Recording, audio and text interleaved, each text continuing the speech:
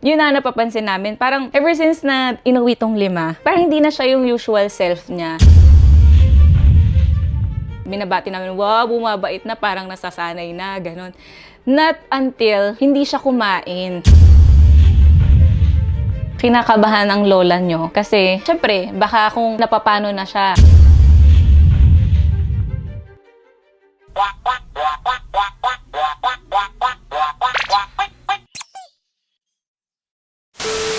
Hello friends! It's me, for Lola ng Taon, kasama ang ating Mommy Dogge ng Taon na nahahagard na po sa pagiging mama niya. So yun na nga po, bago ko ikwento sa inyo yung pagka-depress na ating Hershey girl, papakita ko muna sa inyo yung bagong setup nila. And yes po, na bago na naman siya, pero minor tweak lang naman. Ito pa rin naman po yung same na playpen. Ang bago lang, tinanggal na namin yung sapin niya na playmat. So direkta na po sa tiles. Bali, nilagyan na lang po namin sila ng manipis na dog bed dito sa side na to. And dito naman po sa kabila, mga potty pads na. Mga siguro 3 days na yung ganitong setup. So yung parang setup na ginawa namin a week ago, mga siguro 4 days lang siya tumagal. By the way pala, 18 days na po sila today. Parang bilis na pangyayari, 14 days lang sila nung Monday, kakadiworm lang. And after nga po nun, tinanggal na namin yung kumot kasi napansin ko, ang dami na nila umihi. Tsaka umiihi sila everywhere kasi nga kumot yung lahat. So parang ito na yung perfect time talaga na mag-start na kami magturo ng potty. Kahit papano, kahit yung iba nagmi-miss. Pero may iba din na magaling, na talagang matik pagkagising, lalapit dito sa potty pad. Anyway, mamaya makikita nyo naman kung sino-sino yung tinutukoy kong magagaling, tsaka yung mga hindi umaabot. Tulog pa lang kasi sila ngayon. Kakadede lang ng mga yan.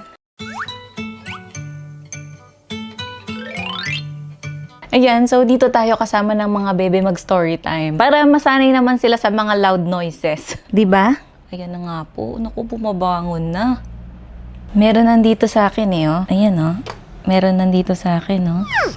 Sige, simulan na natin to. So, okay lang ba magkwento ng may nakasukbit ako dito? 'Di ba? Parang mga marites lang sa labas. Yung may bit-bit-bit pang anak habang nagchichismisan. So, since story time naman din, 'di ba? Very in character ang lola nyo. Si Indigo nga pala to, by the way. Nagka-camouflage lang tong color niya dito sa suot ko. So yun na nga po, si Ate Hershey nila, napansin namin lately. Parang malungkot siya. 'Di ba in-story ko pa nga yun na parang lugmok siya, sad, ganyan. Pero syempre, inaasar-asar lang din namin siya. Yun na napapansin namin. Parang ever since na inuwi tong 5, parang hindi na siya yung usual self niya. Kasi parang bumait siya bigla. Yung naiiwan na siya sa baba kasama yung mga ibang adults. Usually yan, kapag ka matagal na walang nakabantay, may mga ginagawang mga kababalaghan. So, akala namin parang, wow, finally, mature na si Ate Hershey. Mabait na talaga siguro siya. Kasi din naman, simula nung dumating tong mga to, syempre kami nagre-reliebo ni Ate Angela. Ako kasi yung night duty. Siya yung sa morning pagka kumukuha ko ng tulog. So, most likely, yung attention talaga namin, nandito sa mga to. Pero syempre, pinapakain naman namin sila, tsaka pinapapati. Pero wala yung usual na playtime namin sa kanila. Ever since naman kapag nagkakapapi talaga, medyo hindi na namin sila ganun ka nalalaro, napapansin. Kumbaga, yung needs na lang talaga nila na sila na lang yung nagbabanding, playtime, party, ganyan. Pero yung interaction sa humans, nababawasan talaga kasi syempre, very demanding sa time yung pagka nagkakaroon kami ng puppies dito. So, ayun na nga, going back to Ate Hershey. Mga ganon, 2 weeks siya, parang binabati namin, wow, bumabait na, parang nasasanay na, ganon. Not until hindi siya kumain.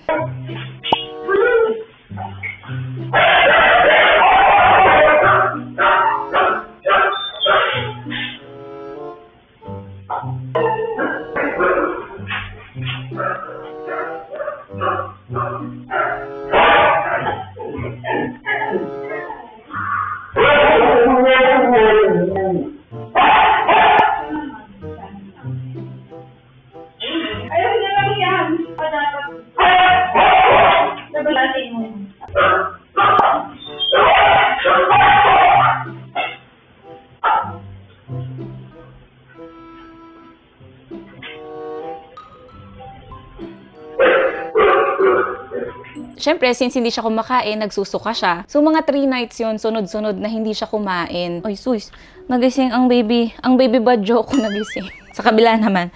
Sige, ganyan na lang. Mag-addict muna tayo.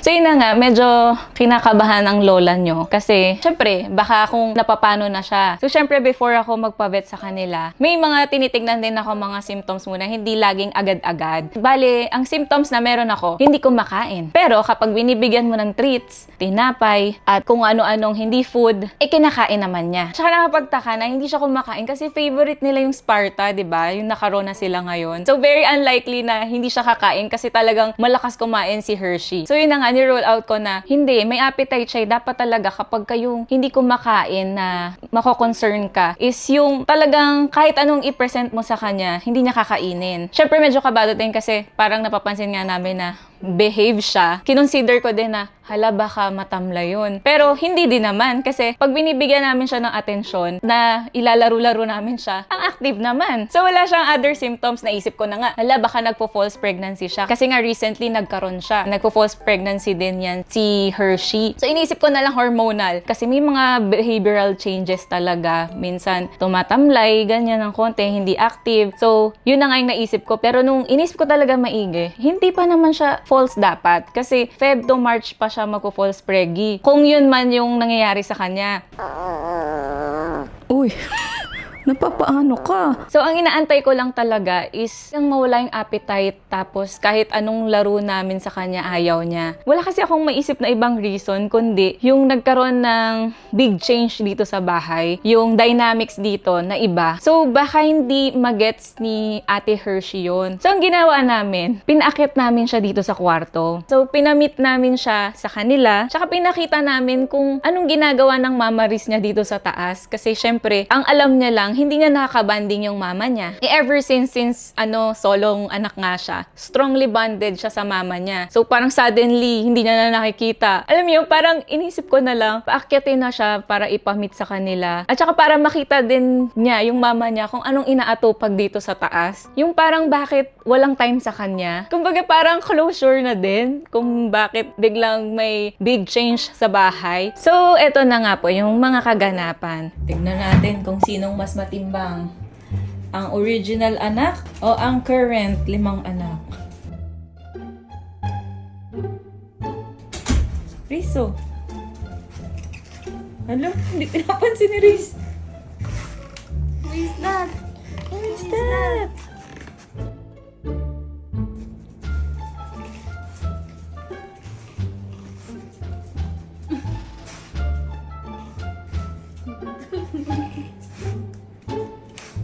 Hindi siya pinapansin ni Riz. Hindi na. Ay, parang ito na. Wala, NR. Grabe oh, mas mataba ka pa sa mama mo. Tingin. Ba't? Oh, hala. Who is that? Paano yan? Tingin nga. Paano? Nag-i-emote ka kasi siguro. Di ka pinapansin ng mama mo. Tinamot mo yan oh. Silip lang, silip. Oh, hello. Tulog. Ayan, nag-relax na.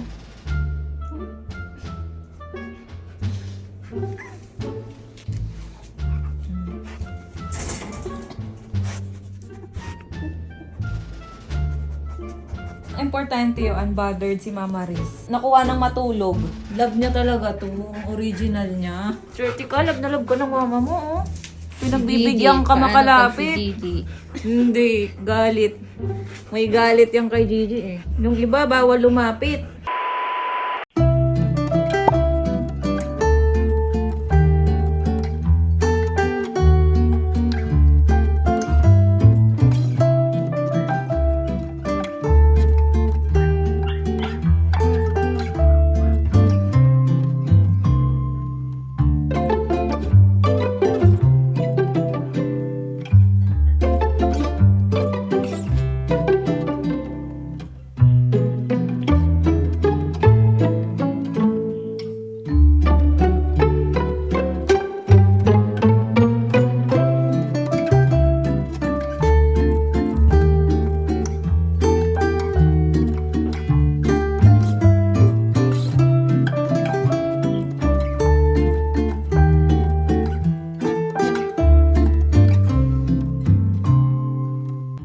Watch na lang daw mga kapatid niya. Habang katabi si Mama. Naka-time out sa babies niya, pero naka-time in kay Hershey. Medyo ini-include na namin siya dito sa mga activities sa taas para makapag-band, makapagtingin-tingin sa kanila kasi kita nyo naman sa video, okay naman siya. And nagulat nga kami actually kasi kala namin since ang kulit-kulit ni Hershey, hindi siya kakalma sa presence ng mga to. Yung may excite siya, magbabark-bark, ganyan. At saka ang nakakatuwa doon, si Mama Riz kampante talaga doon sa presensya niya. Syempre parang kami, hindi din kami ganun ka nagte-take chance. Meron pa rin siyang tali just in case. So naka-guards up pa rin kami. Hello? Baby girl. Uy, bakit naman? Ang ingay ba? Siyempre, baka mamaya patahi-tahimik lang si Mama Riz pero hindi pala siya natutuwa. Pero yun, so far, never naman nag-exhibit si Mama Riz ng any protectiveness around kay Hershey. Basta kay Hershey lang. Kasi tinry din namin magbaba ng tuta Pero mas aligaga siya sa presence nung tatay nila. Tsaka dun sa kanilang half-sister na si Gigi. Sige na nga, dyan ka na. Tapos ito si baby girl na. Si baby girl naman.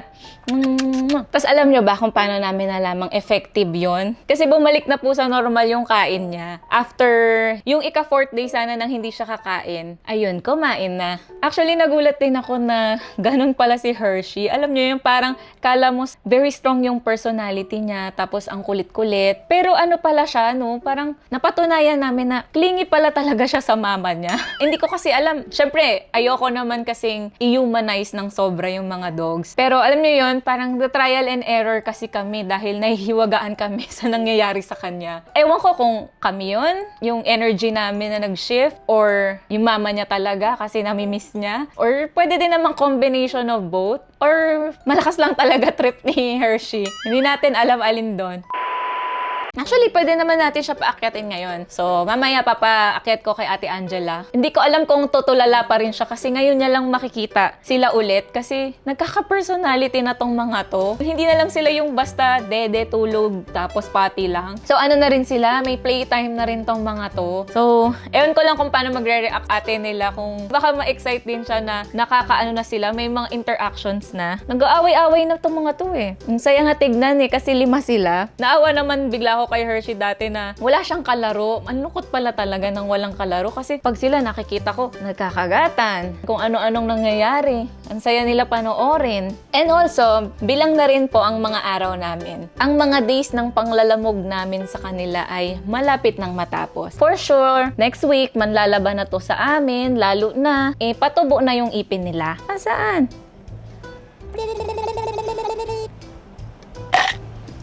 Ayaw ipakita. Basta, pipicturean ko na lang kasi medyo uncomfy sila pagka pinapakita. Nako, nahabol-habol na to sa amin, tas kakagatin na kami. Lintik lang ang walang ganti.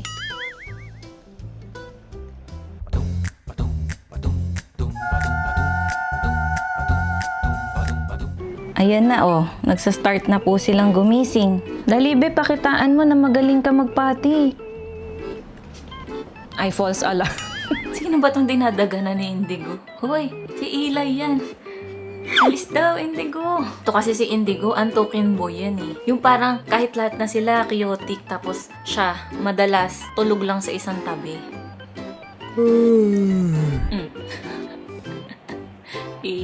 Bonding naman with Kuya. Hey, shoes.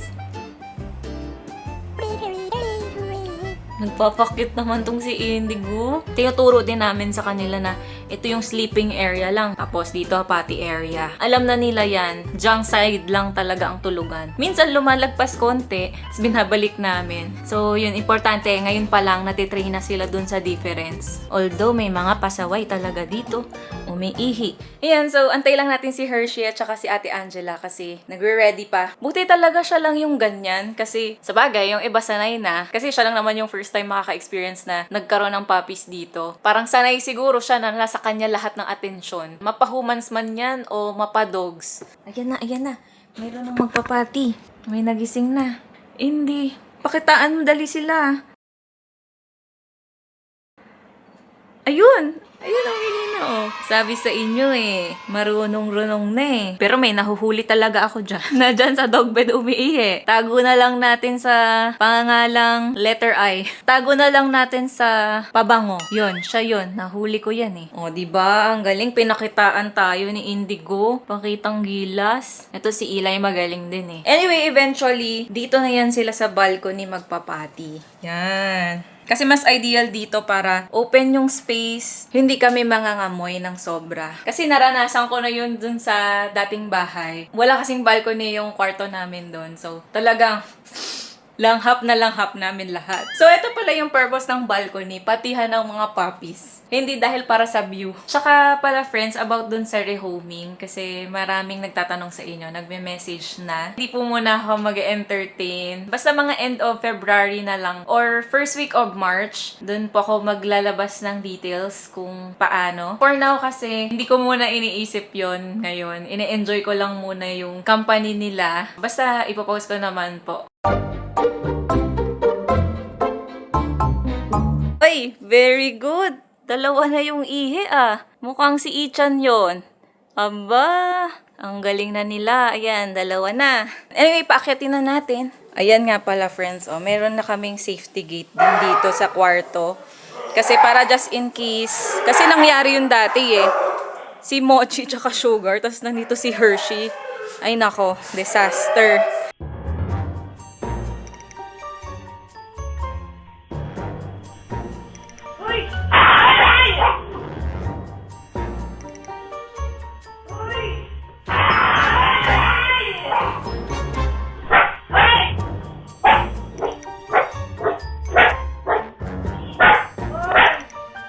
Aba, inabangan ni Mama Riz, sino daw ba? Baka magkamali ng paakyat. Ayan o, pasok na.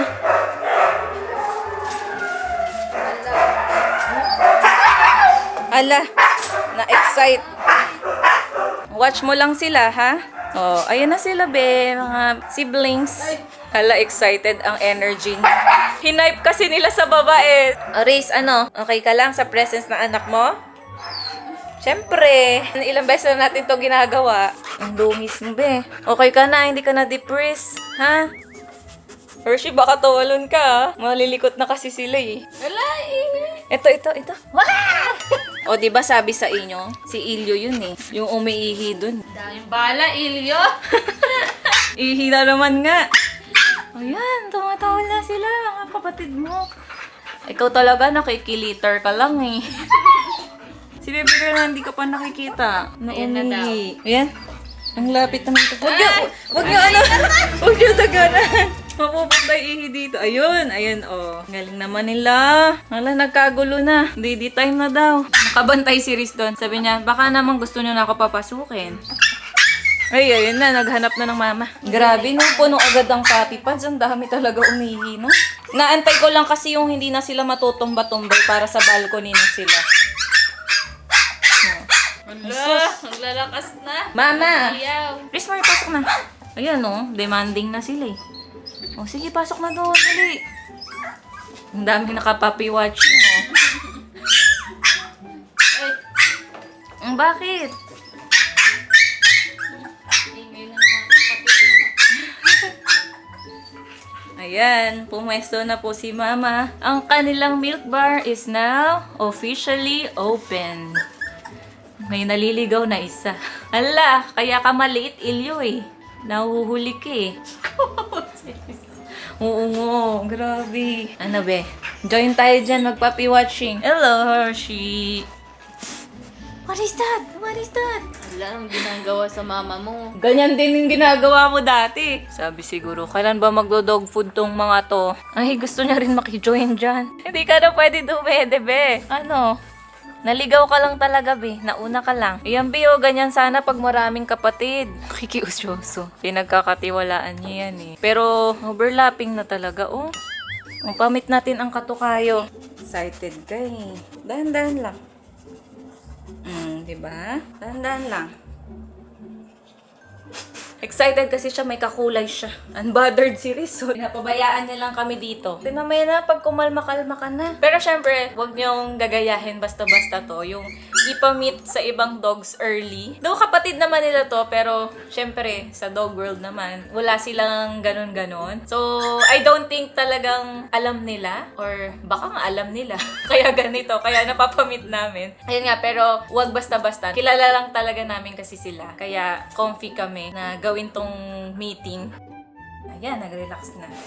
Finally. Ganyan mag-alaga ng kapatid, ah. Ayoko lang din talaga strong energy mo. Kasi baka mag-mouthing ka. Mangdigil ka sa mga kapatid mo. Alam ko cute na cute sila, pero baka kasi enable mong ganun eh. Dahan-dahan. Grabe naman ang pag-isnip na yan. Andiyan lang si Mama Riz, o sige ka. Confident ka kasi, porket love ka rin ng mama mo eh. Kiss. Oh. Ay, ayaw ko, be. Sabi, sino ba yung giant na yan? Hindi namin kapatid yan. Yung sister. O, diba, amoy-amoy niya lang, hindi niya kinakagat. Kapatid mo yan, kahit kulay ganyan yan. Feeling ko to magiging favorite ng papa mo. Kasi kakulay ng papa mo eh. Hello, sister. Nagkakagata na po ang magkapatid. Si baby girl versus Eli.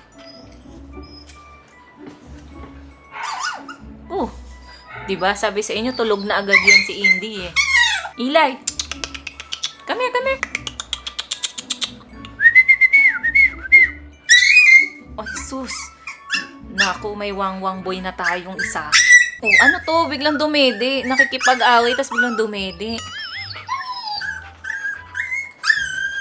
Ay, ang baby damulag natin. Gusto siya din. Ay, ang ingay naman po. Aba, behave si Ichon sa kanto ah. Ayan o, hindi kayo natutulog kaagad. Required na ang playtime. Parang di naman playtime yan. Reklamo time. Ilay. Hershey! Ay, susang puppy namin. Ay, susang puppy. Batiin nyo yan, friends. So, tignan nyo naman ang itsurahan, no? O, diba? Oh, yun. Sasabihin ko pa naman maganda.